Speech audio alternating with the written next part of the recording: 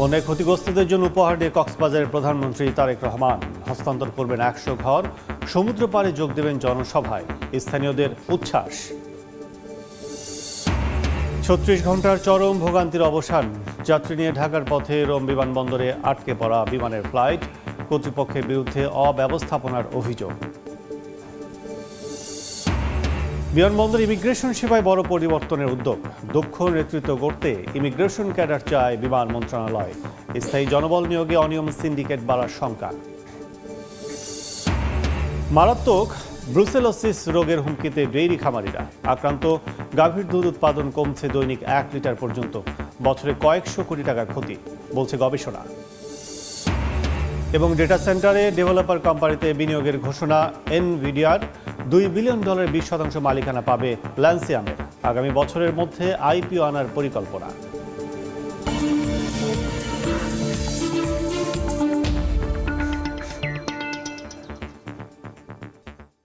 দেখছিলেন শিরোনাম। আমন্ত্রণ জানাচ্ছি দেশ ও দেশের বাইরের অর্থ বাণিজ্যের নানা খবর নিয়ে আমাদের নিয়মিত আয়োজন এ সময়ের বাণিজ্যে। আপনাদের সঙ্গে আছি আমি কাজল আব্দুল্লাহ। বন্যায় ক্ষতিগ্রস্তদের জন্য উপহার নিয়ে কক্সবাজারে পৌঁছেছেন প্রধানমন্ত্রী তারেক রহমান। কক্সবাজার থেকে চট্টগ্রামের বাঁশখালীতে যাবেন সরকার প্রধান। সেখানে আছেন সহকর্মী ইমরুল আহসান। সরাসরি যাচ্ছে তার কাছে।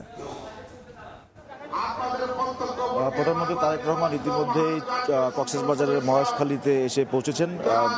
সকাল 10:30টার পর উনি মহেশখালী পৌঁছে মাতার বাড়ি যে গভীর সমুদ্র বন্দর রয়েছে সেটি নির্মাণ কাজের পরিদর্শনে গিয়েছেন। এরপর কয়লা বিদ্যুৎ কেন্দ্র উনি পরিদর্শন করবেন এবং মহেশখালী সমন্বিত উন্নয়ন প্রকল্প মিডার কার্যক্রম উনি পরিদর্শন করবেন। তারপর উনি আমি যেখানে আছি চট্টগ্রামের বাঁশখালী সাম্প্রতিক বন্যায় যে ক্ষতিগ্রস্ত এলাকা, সেই এলাকায় উনি আসবেন। এখানে বন্যায় ক্ষতিগ্রস্তদের মাঝে উনি ত্রাণ সামগ্রী, আর্থিক অনুদান এবং যাদের ঘরবাড়ি ধ্বংস হয়ে গিয়েছে তাদের মাঝে গৃহ নির্মাণের সামগ্রী উনি তুলে ধরবেন।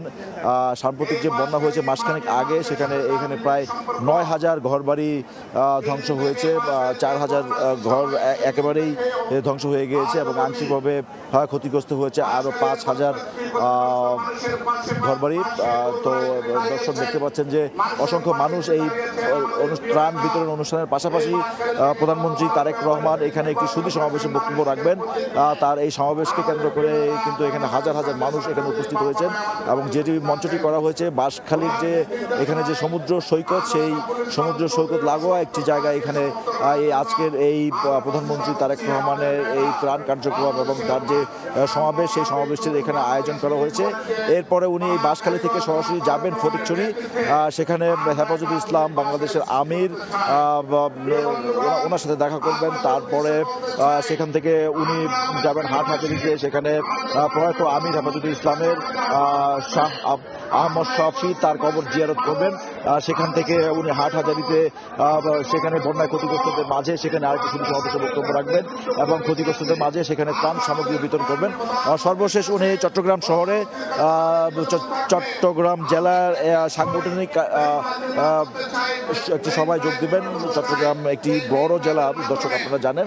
এখানে 14টি সংসদীয় আসন, গত সংসদ নির্বাচনে এই 16টি সংসদীয় আসন। 16টি সংসদীয় আসনের মধ্যে বিএনপি এই 14টি আসনে জয়লাভ করেছে এবং 2টি আসনে জামায়াতে ইসলাম জয়লাভ করেছে।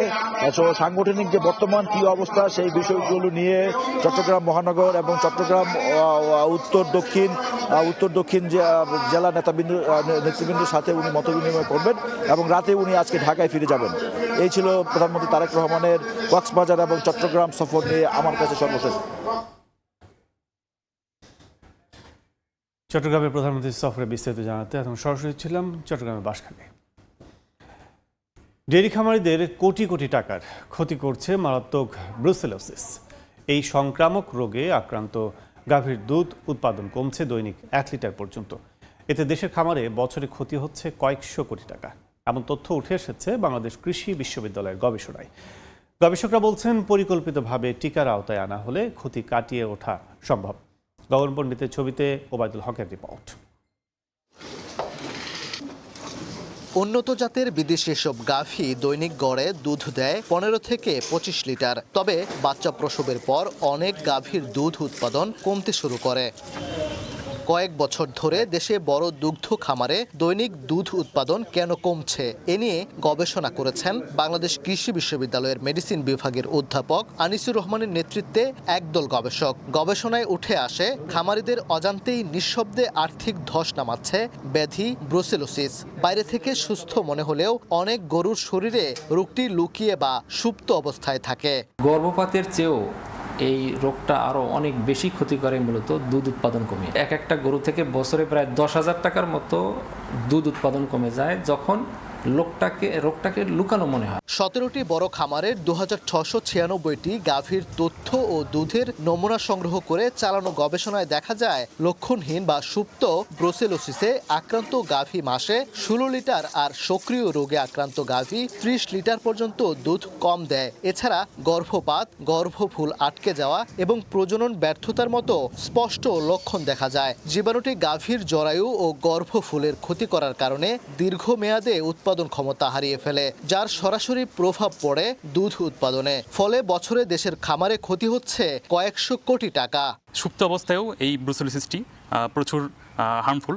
দেখা গেছে যে প্রায় 0.53 মিলিলিটার 5 লিটার অ্যাকচুয়ালি এই প্রতিটা গাভীতে এই দুধ কমায় দিচ্ছে এই লেটেন্ট স্টেজে। এই ক্ষেত্রে মাঠ পর্যায়ে যদি সরকার বিভিন্ন ধরনের রোগ নিয়ন্ত্রণের ব্যবস্থা প্লাস হচ্ছে টিকাদান, বায়োসিকিউরিটি মেনটেন করার ব্যাপারে জনগণকে আরও বেশি সচেতন করে, তাহলে এই ক্ষেত্রে হয়তো এই রোগটাকে কিছু হলেও কমিয়ে আনা সম্ভব বাংলাদেশে। গবেষকরা বলছেন খামারগুলোকে পরিকল্পিত গণটিকাদানের আওতায় আনা হলে ক্ষতি কাটিয়ে দেশের দুধ উৎপাদনের ঘাটতি পূরণ সম্ভব। আগে আমরা ব্যাপকভাবে টিকা দিয়ে দিই, প্রাদুর্ভাব কমতে থাকবে, তারপরে আমরা লক্ষণ দিকে আমরা আইডেন্টিফাই করি এবং তাকে কম্পেনসেট করি। এতে দেখা যাবে আমাদের হিসাব যেটা আমরা এখনো পাবলিশ আশা করি দ্রুত পাবলিশ হয়ে যাবে। এতে দেখা গেছে প্রায় 42% খরচ কমানো সম্ভব। সরকারের livestock and dairy development project LDDPর অর্থায়নে এবং প্রাণী সম্পদ অধিদপ্তরের মাঠ পর্যায়ের কর্মকর্তাদের সহযোগিতায় 2 বছর ধরে চলে গবেষণাটি, যা সম্প্রতি প্রকাশিত হয়েছে আন্তর্জাতিক গবেষণা সাময়িকী অ্যানিমেল ডিজিজে। ওবায়দুল হক, সময় সংবাদ, ময়মনসিংহ। দর্শক, প্রতিবেদনটি দেখলাম। এ বিষয়ে আলোচনার জন্য আমাদের সঙ্গে ভার্চুয়ালি যুক্ত হয়েছেন বাংলাদেশ কৃষি বিশ্ববিদ্যালয়ের মেডিসিন বিভাগের অধ্যাপক doctor AKM Anisur Rahman. Sir, এই সময় বাণিজ্যে আপনাকে স্বাগত জানাচ্ছি। ধন্যবাদ আপনাকে আমাকে যুক্ত করার জন্য। আমরা শুরুতে জানতে চাই যে এই যে ব্রুসেলোসিস যে রোগটি আপনারা গবেষণায় নিয়ে এসেছেন, সেটি আসলে ময়মনসিংহে যেহেতু আপনারা করেছেন আপনাদের খামার, ডেইরি খামারে, এটি আসলে সারা দেশব্যাপী কতটুকু ছড়িয়ে আছে? ধন্যবাদ। ব্রুসেলোসিস নিয়ে গবেষণা বাংলাদেশে অনেক হয়েছে। তো এখানে দুইটা ব্যাপার, একটা হলো যারা ছোট ছোট খামারি বা যারা পারিবারিকভাবে গরু পালেন তাদের মধ্যে এই রোগের তাদের গরু বাছুরে এই রোগের প্রাদুর্ভাব তুলনামূলকভাবে কম। দেখা গেছে যে গড়ে প্রায় 3% বা 4%। কিন্তু আমরা ইদানিং যে গবেষণাটা করেছি সেটা একটু বড় পরিসরে বাণিজ্যিক খামার যেগুলো, যেখানে এভারেজ আমাদের এখানে ছিল 194টা থেকে শুরু করে 2850টা পর্যন্ত গরু ছিল এই খামারগুলোতে। তো আমরা এখানে দেখলাম একটু ভিন্ন চিত্র, যে এখানে প্রাদুর্ভাব রোগের অনেক বেশি, যেমন গড় হলো প্রায় 32%, আর সেটা খামার টু খামার দেখা গেছে 1% থেকে শুরু করে প্রায় 67% পর্যন্ত আছে। তো এটা একটু অ্যালার্মিং, যেহেতু আমরা আগে ভেবেছিলাম যে আসলে হয়তো বা এই ডিজিজটা আছে কিন্তু প্রাদুর্ভাব এত বেশি না, কিন্তু এখানে দেখলাম যে না, আসলে প্রাদুর্ভাব অনেক বেশি, বিশেষ করে বড় বাণিজ্যিক খামারগুলোতে। দেশে এই রোগটি আসলে সংক্রমক কবে থেকে শুরু হয়েছে কিংবা এখন পর্যন্ত আসলে কতটা ক্ষতি করছে? খামার যেহেতু বলছেন সবচেয়ে বেশি ক্ষতি হচ্ছে, সেক্ষেত্রে আসলে এটির বিস্তারটা কেমন, কি মনে করছেন? জি, আমরা 1967 সাল থেকে রিপোর্ট আছে আমাদের দেশে। এরপরে বিভিন্ন বছরের গুলোতে দেখা গেছে যে হ্যাঁ আছে মোটামুটি, কিন্তু ইদানিং আমরা যে গবেষণাটা করলাম সেখানে দেখা গেছে যে আমরা এতটা ভাবি নাই যে এত হবে। এবং এই মূল গবেষণাটা করার মূল একটা হাইপোথিসিস এটাই ছিল, যেহেতু এর আগে বেশিরভাগ গবেষণাগুলোই ছিল ছোট খামার কেন্দ্রিক, তাহলে আসলে মূলত বেশিরভাগ রোগী কিন্তু বড় খামারে হয়, কারণ সেখানে একসাথে অনেক অ্যানিমাল থাকে এবং সংক্রামক যদি হয় সেটা ছড়ানোর সম্ভাবনা বেশি থাকে। তো সেটা আমরা দেখলাম আসলে এই রোগটা এখানে অনেক বেশি। তো আমরা তো মাত্র 17টা খামারে কাজ করেছি এবং সেখানে আমরা প্রাদুর্ভাব দেখার সাথে সাথে এই রোগটা যে নীরবে থাকে বা সাইলেন্ট বা সাবক্লিনিক্যাল ইনফেকশন থাকে সেটাও আমরা দেখেছি, এবং ক্লিনিক্যাল ইনফেকশন এবং বিভিন্ন ফেজে যে বিভিন্ন রকমের ক্ষতি করে এবং সেই ক্ষতিগুলো কি কিভাবে করে সেটা আমরা দেখেছি। যেমন এই রোগটা হলে আমরা দেখেছি যদি এটা নীরব থাকে অথবা সাইলেন্ট বা সাবক্লিনিক্যাল হয়, সেখানে দেখা গেছে এক একটা গাভী প্রায় প্রতিদিন আধা লিটার পর্যন্ত দুধ কম দিতে পারে এই সাইলেন্ট বা সাবক্লিনিক্যাল ইনফেকশনের বেলায়। আর যদি তার এটা ক্লিনিক্যাল ইনফেকশন হয় তখন সেটা 1 লিটারেরও বেশি ক্ষতি হতে পারে। এছাড়া আরো ক্ষতি যেটা হয় সেটা হলো তার ওজন কমে যায়, তারপরে গাভীন হতে দেরি হয়, তারপরে যদি গর্ভপাত হয়ে যায় তাহলে একটা বাছুর নষ্ট হয়, এবং গর্ভপাত থেকে পরবর্তীতে আবার সে হিটে আসতে তার প্রায় 75 দিন পর্যন্ত সময় দেরি হতে পারে। এই সমস্ত অনেক কারণে দেখা গেছে প্রায় এই 17টা খামারে আমরা হিসাব করে দেখলাম যে 2.5 কোটি টাকা বেশি ক্ষতি হয় শুধু এই 17টা খামারে। তাহলে সারা বাংলাদেশে তো এরকম বড় খামার আরো অনেক আছে, তাহলে সেই ক্ষতিটার তো ব্যক্তিটা আরো অনেক বেশি হবে। এটা কি দেশীয়ভাবেই আপনারা গবেষণা এসেছেন যে দেশীয়ভাবে এই রোগটি সংক্রমণ হচ্ছে, নাকি বিদেশ থেকে কোনোভাবে আমাদের দেশে চলে এসছে যেটি সংক্রমণ হচ্ছে? হ্যাঁ, এটা আহ, ওইভাবে ট্রান্সবাউন্ডারি বা অন্য দেশ থেকে আসে এরকম আমরা খুব একটা মানে আমাদের কোনো এভিডেন্স আমরা এখন পর্যন্ত পাইনি। তবে একটা জিনিস আমাদের কাছে যেটা মনে হয় সেটা খুবই মানে অ্যালার্মিং, এবং সেটা আমাদের দেশের প্রাণী সম্পদ অধিদপ্তর খুব ভালোভাবে সেটাকে ট্যাকেল করতে পারে বা হ্যান্ডেল করতে পারে, কিন্তু এই জিনিসটা বর্তমানে প্রায় অনুপস্থিত। সেটা হলো যে ব্রুসেলোসিস রোগটা এবং আরো 5টা রোগ আছে যেটা আর্টিফিশিয়াল ইনসেমিনেশন বা ওই আহ, উম, আহ, কৃত্রিম প্রজননের মাধ্যমে ছড়ায়।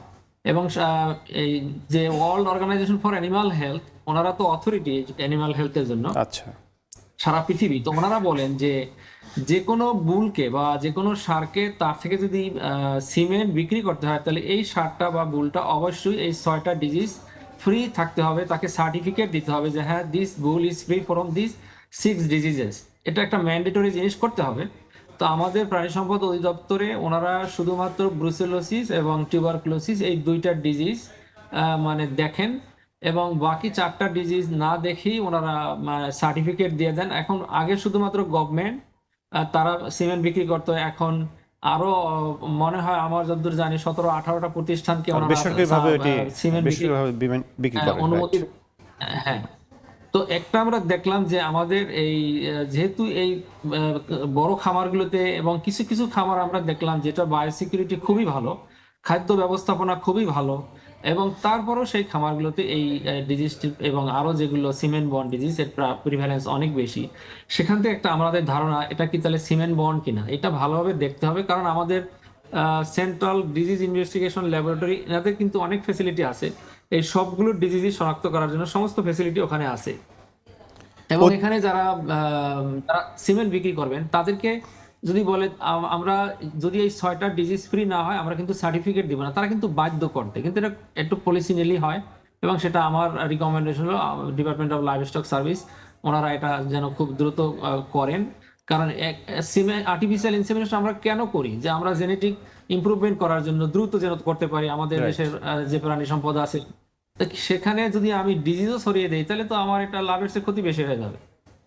সেক্ষেত্রে আমাদের একটু জানান, যেহেতু এটি জাতীয় ইস্যু হয়ে দাঁড়াচ্ছে আমাদের প্রাণী সম্পদ খাতে, সেক্ষেত্রে প্রাণী সম্পদ অধিদপ্তর তো একটা স্টেপ নিতেই হবে, যেটি বললেন আপনি 6টি ডিজিজের মধ্যে 4টি আর গুরুত্বভাবে দেখতে হবে।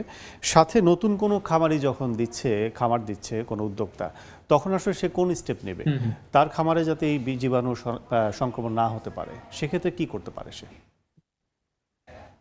জি, তাহলে এখানে উনি যেটা করতে পারেন শুরুতেই সুস্থ গাভী উনি মানে কেনার জন্য পছন্দ করতে পারেন, এবং যেহেতু আমাদের সেন্ট্রাল ডিজিজ ইনভেস্টিগেশন ল্যাবরেটরিতে এই সমস্ত ডিজিজ দেখার সুবিধা আছে, উনি এরকম বলতে পারেন আমি আপনার প্রাণী আমরা কিনবো, কিন্তু আমাকে সার্টিফিকেট দিতে হবে যে আপনার এই গরুগুলো এই রোগমুক্ত কিনা। তো সেটা না পারলেও অ্যাটলিস্ট মোটামুটি প্রাথমিকভাবে ডাক্তারদের শরণাপন্ন হয়ে মানে যে এই এই অ্যানিমালটা মোটামুটি সুস্থ কিনা সেভাবে উনি কিনতে পারেন। এবং অ্যানিমালকে তার ঘরে ঢোকানোর আগে, হার্ডে ঢোকানোর আগে তাকে কোয়ারেন্টাইন বলে যে 2 সপ্তাহ 3 সপ্তাহ দেখতে হয়, যে পরীক্ষা করতে হয় যে এই সময়ের মধ্যে তার কোনো রোগের লক্ষণ প্রকাশ পায় কিনা। কোনো অনেকগুলো টেস্ট আছে যেগুলো করতে হয়, যেগুলো আমাদের দেখা দরকার, সেটা করে উনি যদি করেন। তারপরে যেহেতু এই রোগটা কিছু লক্ষণ আছে, যেমন গর্ভপাত হয়ে যায়, গর্ভফুল আটকে যায়, বারবার পাল দিলেও পাল রাখে না, গাভীন হয় না, তো এগুলো লক্ষণ যদি থাকে সাথে সাথে এটা পরীক্ষাও করবেন। এবং যদি পরীক্ষায় পজিটিভ হয় তাহলে এটা মানে ব্যবস্থাপনা নেবেন যেন এটাকে খামারে না রাখা হয়। এরকম ভাবে যদি ওনারা করেন তাহলে হয়তো বা এই রোগটা থেকে বাঁচা সহজ হবে। আমরা আরেকটি বিষয় জানতে চাই, সেটা হচ্ছে লাম্পি ভাইরাস, যেটি আপনারা অবগত আছেন অবশ্যই। সারা দেশব্যাপী আমরা সবচেয়ে বেশি এর প্রভাব দেখি হচ্ছে কোরবানির গরুর যখন কেনা হয়, কি পশু যখন কেনা হয়, তখন এই ভাইরাসটি দেখা হয়। আসলে এই ব্যাপারে আপনারা অবগত আছেন কিনা, কিংবা কতটা আসলে প্রভাব বিস্তার করছে লাম্পি ভাইরাস, কতটা ক্ষতি হচ্ছে দেশের অর্থনীতিতে? জি, লাম্পি স্কিন ডিজিজ এটা আসলে খুবই একটা বড় সমস্যা আমাদের পশু সম্পদের জন্য, বর্তমানে প্রাণী সম্পদের জন্য। 2019 থেকে আমাদের দেশে এটা প্রথম আসছে। তো এরপরে এটা কিন্তু ব্যাপকভাবে মানে প্রথমে বিভিন্ন জেলায় মানে আউটব্রেক আকারে ছড়িয়ে পড়েছিল। তারপরে মানে এখনো প্রতি বছরই এটা হয়, এবং এখানে সবচেয়ে বড় ক্ষতি হয় হলো বাছুরগুলো। আমরা আমাদের এখানে হাসপাতালেও দেখেছি যে বাছুরগুলোতে হয় কি, যখন এই নডুলগুলো ভিতরে, যেমন নাকের ভিতরে হয়, অনেক সময় নাকের ছিদ্র হয়ে যায়, বন্ধ হয়ে যায়, শ্বাসকষ্ট হয়, এবং এই নডুল ভিতরে হয়, ফলে দেখা যায় বাছুরগুলোর মৃত্যু হার অনেকটা বেশি।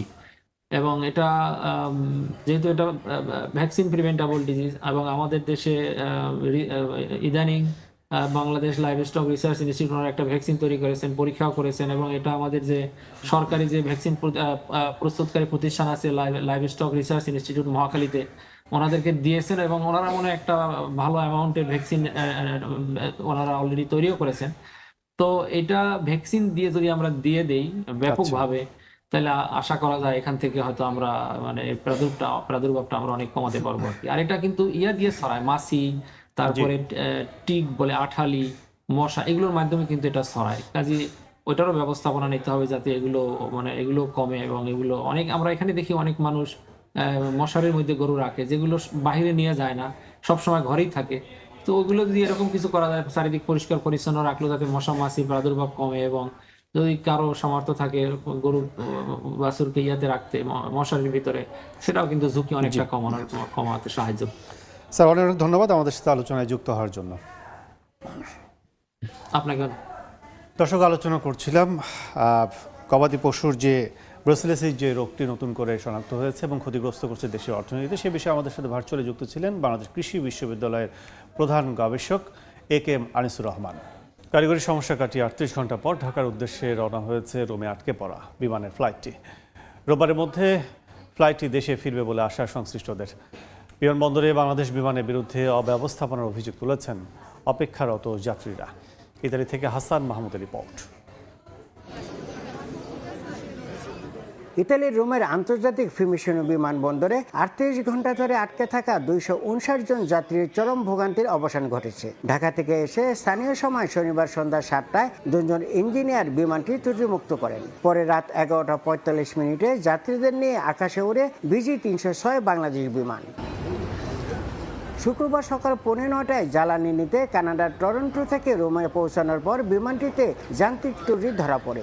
আটকে পড়া যাত্রীদের মধ্যে কানাডা ও যুক্তরাষ্ট্রের পাসপোর্টধারী প্রায় 100 জনকে রাতে হোটেলে নেওয়া হয়। তবে বাংলাদেশের পাসপোর্টধারীরা পড়েন চরম ভোগান্তিতে। ঘন্টার পর ঘন্টা তাদের বিমানবন্দরেই অবস্থান করতে হয়। অভিযোগ রয়েছে সংশ্লিষ্ট কর্তৃপক্ষের বিরুদ্ধে নিম্নমানের খাবার সরবরাহের। ওইখানে যে খাওয়া টাওয়া দেওয়া হয়েছে সেগুলো প্রায় ভালো মানের খাওয়া ছিল না, এবং অনেকেই খেতেই পারেনি।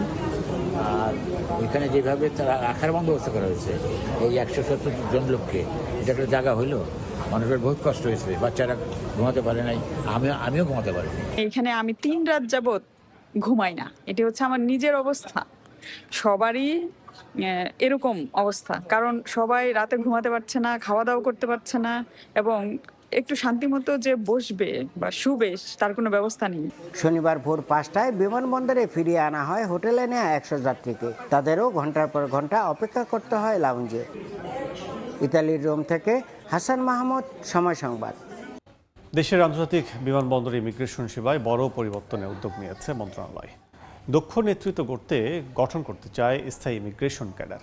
তবে সাবেক পুলিশ কর্মকর্তা বলছেন, স্থায়ী জনবল নিয়োগে দিলে বিমানবন্দরের সিন্ডিকেট ও অনিয়ম আরও বাড়বে। বিস্তারিত দেখুন আমার করা রিপোর্টে।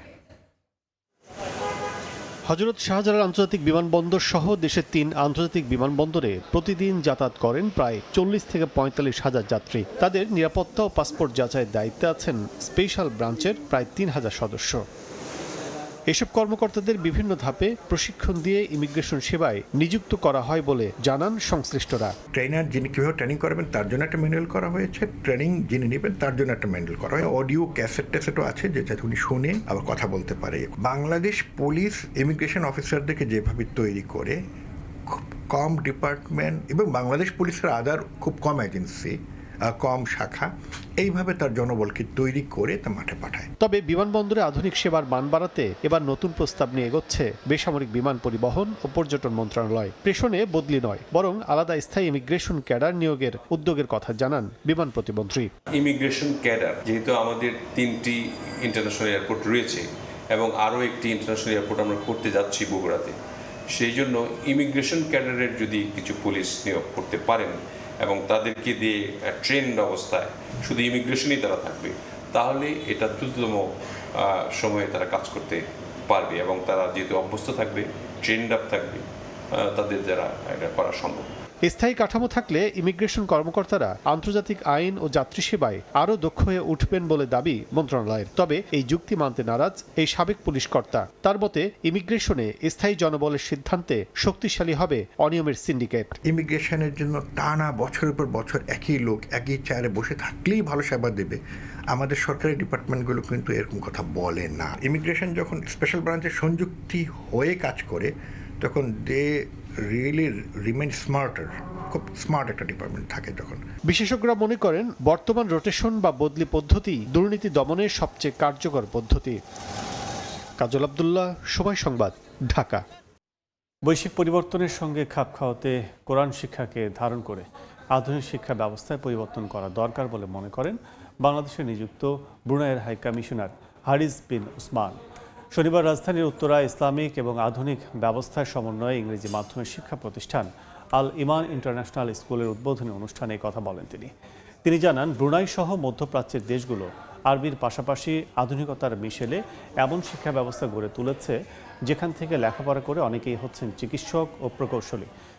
প্রতিষ্ঠানটি রপ্তানিমুখী পোশাক প্রস্তুতকারী উইন্ডি গ্রুপের CSR-ভুক্ত অলাভজনক হিসেবে পরিচালিত হবে।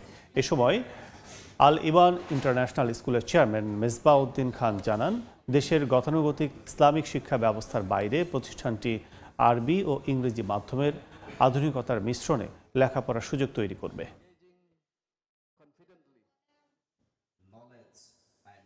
Islamic monarchy, we put Islam in the center or at the center, reflects the importance of maintaining our identity and values while engaging confidently with the modern world. লোকবল সংকট ও সংস্কারের অভাবে সফলতার মুখ দেখছে না মৌলভীবাজারের মৎস্য বীজ উৎপাদন খামার। নানান সুবিধা থেকে বঞ্চিত জেলার মৎস্য চাষিরা। তবে খামারে স্থায়ী ব্যবস্থাপকের পদায়ন হলে সংকট দূর হবে বলে জানান জেলা মৎস্য কর্মকর্তা। শাহ ওয়ালিদুর রহমানের পাঠানো তথ্য, মোহাম্মদ ইয়ারুব আহমদের ছবিতে রিপোর্ট। জেলায় মৎস্য চাষে ব্যাপক সফলতার আশা নিয়ে 64 বছর আগে যাত্রা শুরু করে মৌলভীবাজার রেণু ও পোনা মাছ উৎপাদন, বিতরণ এবং প্রদর্শনী কেন্দ্র। প্রায় 3.73 একর জমিতে স্থাপিত 9টি পুকুরে পোনা মাছ ও হ্যাচারিগুলোতে রেণু উৎপাদন সহ সব ধরনের সক্ষমতায় গতি আসে মৎস্য চাষে। শুরুতেই আশানুরূপ সফলতা লাভ করলেও কয়েক বছর ধরে মুখ থুবড়ে আছে এর কার্যক্রম। পুকুরগুলোর পার মেরামত ও সংস্কারের অভাব সহ পর্যাপ্ত জনবল সংকটের কারণে পোনা মাছ উৎপাদন কমে যাওয়ার পাশাপাশি ব্যাহত হচ্ছে মা মাছ সংরক্ষণ। এছাড়াও হ্যাচারি ইউনিটগুলো জরাজীর্ণ ও মাছের রেণু উৎপাদনকারী হ্যাচারি টেকনিশিয়ান নেই অনেক বছর ধরে। চাষিরা জানান, রেণু ও পোনা মাছের ব্যাপক চাহিদা থাকলেও সময় মতো তা না পাওয়ায় খালি হাতে ফিরে যাচ্ছে চাষিরা। প্রত্যেক সময় আমার আওয়া পরে কিন্তু গাই আমরা মাছের পোনা পাই না। এখানে 5টা সিজন গেছে কি আমরা পোনা কই দাম আমরা মৌসুম ধরে পোনা নাই লাগবে। 10-15 বছর ধরে দুইজন তাও আবার কর্মচারী। লোকবল সংকট সহ মৎস্য খামারটির দুরবস্থার কথা স্বীকার করেন অতিরিক্ত খামার ব্যবস্থাপক। আর খামারে স্থায়ী ব্যবস্থাপকের পদায়ন হলে সব সংকট দূর হবে বলে জানান জেলা মৎস্য কর্মকর্তা। দীর্ঘদিন ধরে জনবল সংকট রয়েছে, যে 5টি পদ রয়েছে, 5টি পদের বিপরীতে কিন্তু 2 জন মাত্র রয়েছে। একজন নাইট গার্ড রয়েছে এবং এবং একজন অফিস সহায়ক রয়েছে। এখানে বিগত 2022 সালের পর থেকে কোনো পূর্ণাঙ্গ খামার ব্যবস্থাপক নেই। একজন স্থায়ী কর্মকর্তা পদায়িত হয় তাহলে হয়তো আমরা আরো ভালোভাবে আরো ভালো পরিকল্পনা মাফিক উন্নত মানের পোনা এবং রেণু মৎস্যঘাটী থেকে সরবরাহ করতে পারব। জেলা মৎস্য অফিস জানায় 1962 সালে মৎস্য বীজ উৎপাদন খামারটি প্রতিষ্ঠিত হয়। সময় সংবাদ, মৌলভীবাজার। বেনাপোল বন্দর দিয়ে ভারত থেকে বেড়েছে কাঁচামরিচের আমদানি। এর ইতিবাচক প্রভাব পড়েছে স্থানীয় বাজারে। বিস্তারিত জানাতে এই মুহূর্তে বন্দরে আছেন সহকর্মী আজিজুল হক, সরাসরি যুক্ত হচ্ছে তার সঙ্গে। প্রতি বছর দেশে কাঁচামরিচের চাহিদা রয়েছে প্রায় 6 লাখ মেট্রিক টনের মতো, আর চাহিদার বিপরীতে দেশে উৎপাদন হয় 7 লাখ মেট্রিক টনের কাছাকাছি। উৎপাদন বেশি হলেও সংরক্ষণের অভাব এবং অভাবের কারণে কিন্তু এবং প্রতি বছর দেশে বৃষ্টির কারণে ফসলি জমি পানিতে তলিয়ে যাওয়ায় কিন্তু মরিচের উৎপাদন ঘাটতি দেখা যায়।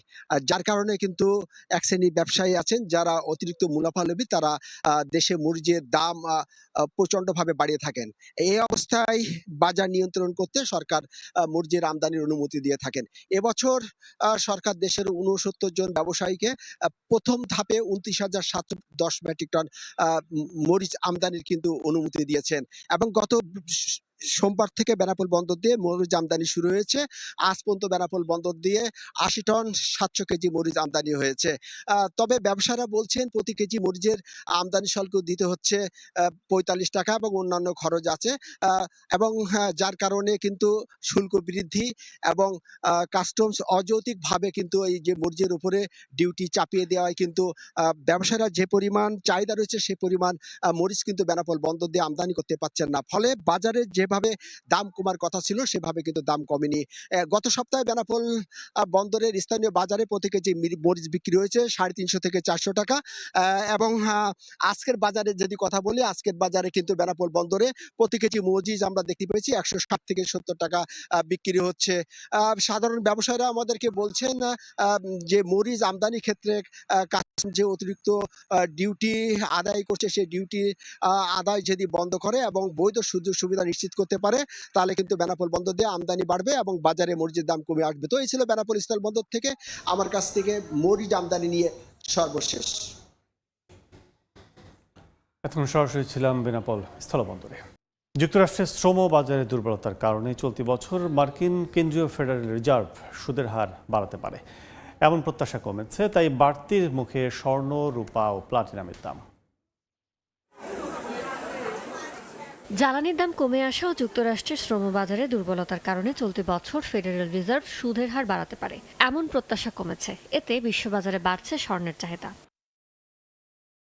সপ্তাহ ব্যবধানে রোববার স্বর্ণের দাম আউন্স প্রতি 7.43% বেড়ে দাঁড়িয়েছে $4,343। মাস ব্যবধানে বেড়েছে 6.58%।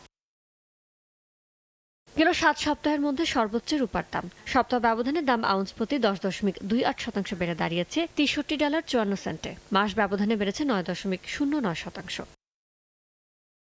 ফেডের সুদহার বাড়ানোর সম্ভাবনা কমে আসে 7 সপ্তাহের মধ্যে সর্বোচ্চের কাছাকাছি প্লাটিনামের দামও। সপ্তাহ ব্যবধানে দাম আউন্স প্রতি 6.08% বেড়ে হয়েছে $1,759। মাস ব্যবধানে বেড়েছে 10.82%। সিলিকনের দামও সপ্তাহ ব্যবধানে 5.17% বেড়ে টন প্রতি হয়েছে $1,267। মাস ব্যবধানে বেড়েছে 5.43%। ইয়ানুর শিফাত, সময় সংবাদ। এই দৌড়ে এবার ডেটা সেন্টার ডেভেলপার প্রতিষ্ঠান ল্যান্সিয়ামে $2 বিলিয়ন বিনিয়োগের পরিকল্পনা চিপ মেকার এনভিডিয়ার। এই বিনিয়োগের মাধ্যমে ল্যান্সিয়ামের প্রায় 20% মালিকানা পাবে প্রতিষ্ঠানটি। এই অর্থ দিয়ে নিজেদের কার্যক্রম আরও সম্প্রসারণ করতে চায় ল্যান্সিয়াম। কৃত্রিম বুদ্ধিমত্তার অবকাঠামো খাতে বড় বিনিয়োগের পথে এগোচ্ছে চিপ নির্মাতা প্রতিষ্ঠান এনভিডিয়া। মার্কিন প্রতিষ্ঠান ল্যান্সিয়ামে প্রাথমিকভাবে $2 বিলিয়ন বিনিয়োগ করবে এই চিপ মেকার। বার্তা সংস্থা রয়টার্স জানায় এই বিনিয়োগের মাধ্যমে ল্যান্সিয়ামের প্রায় 20% মালিকানা পাবে এনভিডিয়া। ল্যান্সিয়ামে বিনিয়োগকারীদের মধ্যে রয়েছে বিশ্বের অন্যতম বড় বিনিয়োগ প্রতিষ্ঠান ব্ল্যাকস্টোনও। তবে এখানেই শেষ নয়। নির্দিষ্ট কিছু শর্ত পূরণ হলে, বিশেষ করে বিদ্যুৎ গ্রিডের সঙ্গে প্রয়োজনীয় সংযোগ স্থাপন করা হলে ল্যান্সিয়ামে আরও $1 বিলিয়ন বিনিয়োগের পরিকল্পনা রয়েছে এনভিডিয়ার। চুক্তির ভিত্তিতে ল্যান্সিয়ামের জমি ও বিদ্যুৎ সংযোগ সহ পুরো ব্যবসার এন্টারপ্রাইজ ভ্যালু প্রায় $10 বিলিয়ন দাঁড়াতে পারে। এই অর্থ দিয়ে নিজেদের কার্যক্রম আরও সম্প্রসারণ করতে চায় ল্যান্সিয়াম। পাশাপাশি 2027 সালে শেয়ার বাজারে আইপিও ছাড়ার সম্ভাবনা বিবেচনা করছে প্রতিষ্ঠানটি। অবশ্য এই বিষয়ে দুই প্রতিষ্ঠানই আনুষ্ঠানিকভাবে কোনো মন্তব্য করেনি। ল্যান্সিয়াম যুক্তরাষ্ট্রের বড় এআই অবকাঠামো উদ্যোগ স্টারগেটের সঙ্গেও যুক্ত। সফটব্যাংক, ওপেন এআই ও ওরাকলের যৌথ উদ্যোগে স্টারগেট প্রকল্পের লক্ষ্য যুক্তরাষ্ট্র জুড়ে এআই ডেটা সেন্টার অবকাঠামো নির্মাণ করা। টেক্সাসের অ্যাবিলিনে ল্যান্সিয়ামের 1000 একর আয়তনের ক্লিন ক্যাম্পাস রয়েছে। ইয়ানুর শিফাত, সময় সংবাদ। এ পর্যায়ে শীর্ষ সংবাদগুলো জানিয়ে দিচ্ছে আরেকবার। বন্যায় ক্ষতিগ্রস্তদের জন্য উপহার নিয়ে কক্সবাজারের প্রধানমন্ত্রী তারেক রহমান। হস্তান্তর করবেন 100 ঘর। সমুদ্র পাড়ে যোগ দেবে জনসভায়, স্থানীয়দের উচ্ছ্বাস। 38 ঘন্টার চরম ভোগান্তির অবসান। যাত্রী নিয়ে ঢাকার পথে রোম বিমানবন্দরে আটকে পড়া বিমানের ফ্লাইট কর্তৃপক্ষের বিরুদ্ধে অব্যবস্থাপনার অভিযোগ। এবং বিমানবন্দরের ইমিগ্রেশন সেবায় বড় পরিবর্তনের উদ্যোগ। দক্ষ নেতৃত্ব করতে ইমিগ্রেশন ক্যাডার চায় বিমান মন্ত্রণালয়। স্থায়ী জনবল নিয়োগে অনিয়ম, সিন্ডিকেট বাড়ার শঙ্কা।